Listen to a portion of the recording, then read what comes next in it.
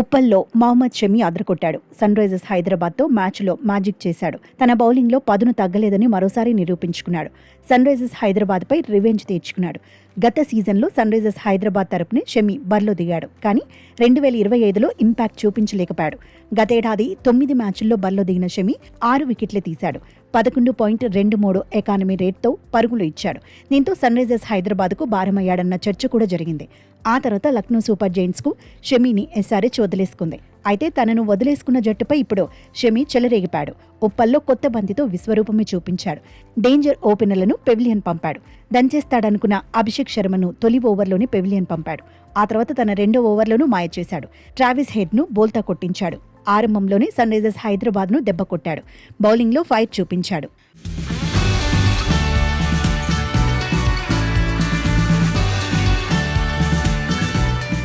ఉప్పల్లో మహమ్మద్ షమి మొత్తంగా 4 ఓవర్లు బౌలింగ్ చేశాడు. 9 పరుగులు మాత్రమే ఇచ్చాడు. ఎకానమీ రేట్ 2.25 మాత్రమే.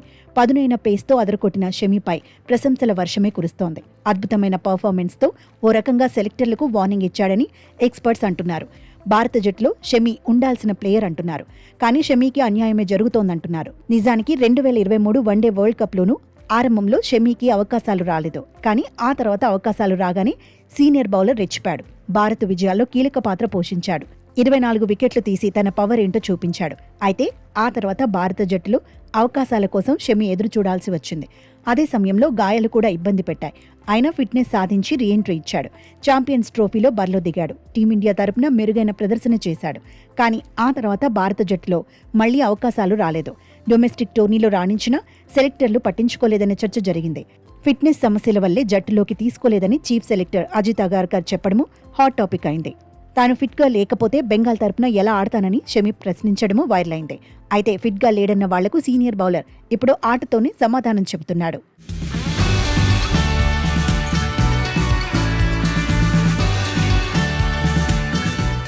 ఐపీఎల్లో షమి తడాకా చూపిస్తున్నాడు. ఢిల్లీ క్యాపిటల్స్తో మ్యాచ్లో 1 వికెట్ తీశాడు. సన్ రైజర్స్ హైదరాబాద్తో మ్యాచ్లో 2 వికెట్లు తీశాడు. సీజన్లో 3 వికెట్లతో ఫామ్ను చాటుకున్నాడు. ఫిట్నెస్ పరంగానూ తనకు ఏ సమస్య లేదని నిరూపించుకుంటున్నాడు. దీంతో సెలెక్టర్లకు కూడా తలనొప్పి తప్పేలా లేదు. ఎందుకంటే ఫామ్ను కొనసాగిస్తే వన్డే వరల్డ్ కప్ ప్రణాళికల్లో షమి కూడా ఉండాలనే చర్చ మొదలవుతుంది. మాజీల నుంచి మద్దతు పెరుగుతుంది. సౌత్ ఆఫ్రికాలో వన్డే వరల్డ్ కప్ ఉన్నందున అక్కడి పరిస్థితులకు షమి పర్ఫెక్ట్గా సూట్ అవుతాడని ఆల్రెడీ సోషల్ మీడియాలో డిబేట్ నడుస్తూనే ఉంది. దీంతో షమి మళ్లీ వన్డే జట్టులోకి వస్తాడా లేదా అనేది ఆసక్తి రేపుతోంది. ఇప్పుడు ఐపీఎల్లో సీనియర్ బౌలర్ తీస్తున్న ప్రతి వికెట్ కూడా సెలెక్టర్లపై ఒత్తిడి పెంచుతుందనే వాదన కూడా వినిపిస్తోంది. మరోవైపు ఈసారి బీసీసీఐ సెంట్రల్ కాంట్రాక్ట్ జాబితాలో షమి పేరు లేదు. ఇక వన్డే వరల్డ్ కప్కు ఆతిథ్యం ఇవ్వబోతోన్న సౌత్ ఆఫ్రికాలో సీనియర్ బౌలర్కు మంచి రికార్డే ఉంది. 3 వన్డేల్లో 9 వికెట్లు తీశాడు. మరి సెలెక్టర్లు షమీని వన్డే జట్టులోకి తీసుకుంటారా లేదా అనేది ఐపీఎల్ ముగిసిన తర్వాతే క్లారిటీ వస్తుందనే చర్చ జరుగుతోంది.